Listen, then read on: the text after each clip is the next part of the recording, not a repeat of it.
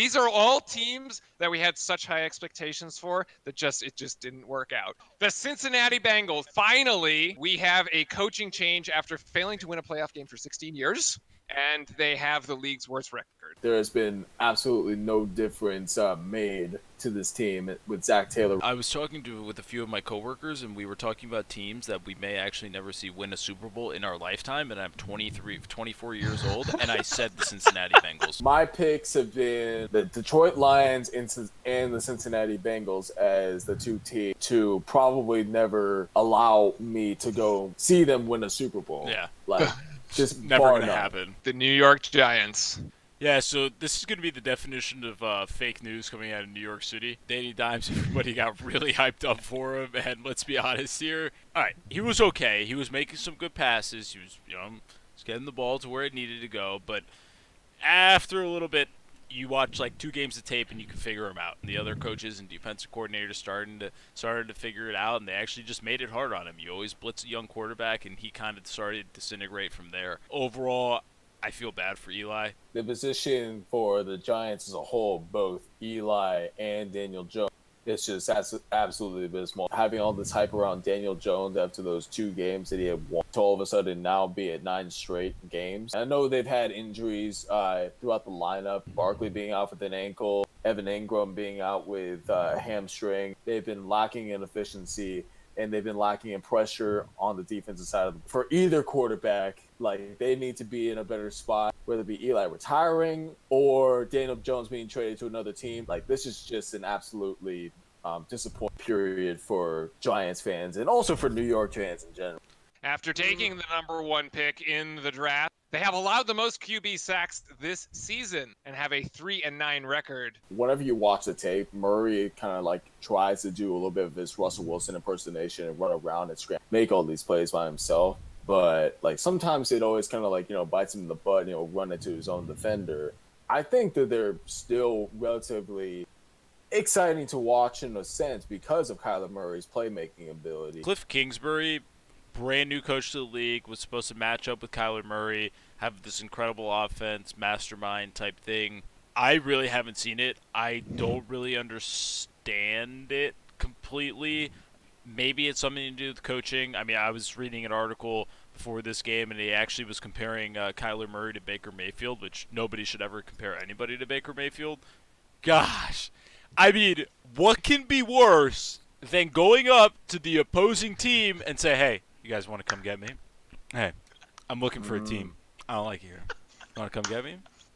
How much? I'll take a pay cut. You know, come just save me. Anything. Just get me out of Cleveland. Please, please. What's worse than that? Are you serious? There's like literally nothing worse in the world than that. When that story came out, like I was hoping in my life that it was fake, but like how are we supposed to know that? It was unbelievable. And the fact on top of this, the hype was like, oh yeah, Jarvis Landry and OBJ, they're like LSU friends and they're going to love it and all this type of stuff. And yeah, it just like hasn't worked at all. If I was OBJ, I'd be going over there and be like, hey, you want to come get me? With like, completely crying aloud saying that like, I can't get the ball for my life. He's been getting the ball shown to him, like, on quite a bit of occasions. Yeah. He's had his opportunities, but he would be dropping passes wide open. And as far as, like, the offense as a whole and defensively, I just think that, like, the overall position of where the team, it's not even close to where we had projected them coming into this year. We were projecting this team to maybe be a Super Bowl contender. And now they're still trying to find themselves to even get themselves into the playoffs. We look at the roster, right? You got Baker Mayfield, you got OBJ, you got Landry, you got Kareem Hunt, you got all these people. Are we possibly saying that you can have all these names of superstars in a football team, but the New England Patriots with one superstar and Tom Brady is going to beat you? Like, superstars don't matter, possibly. Is it really just coaching in the team? It is just coaching. One more to go. It's America's team. As Stephen A. would say, the Cowboys are an accident waiting to happen. Yeah. Say it with me, everybody. They're an accident waiting to happen. Woo! How about them Cowboys? Okay, let's just say this, okay? You come into the season after coming out like a pretty stout run last year with Amari Cooper coming into the team. You would think after that had happened, that would completely blow open the offense, and then you know that you have one of the talented defenses, particularly at the linebacking core. But instead, it has not been any of that. Dak Prescott, I know he's leading the league in in passing yards right now. I know he's having a pretty stellar year at this point, and I know that Amari Cooper is at the top 5.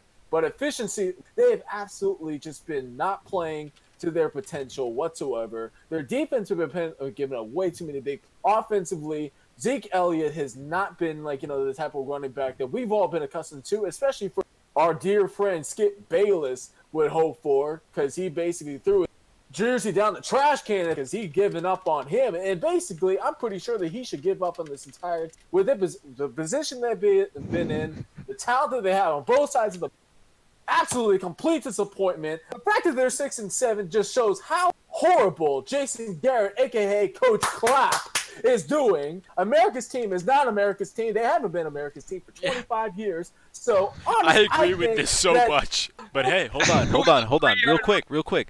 They're gonna make the playoffs.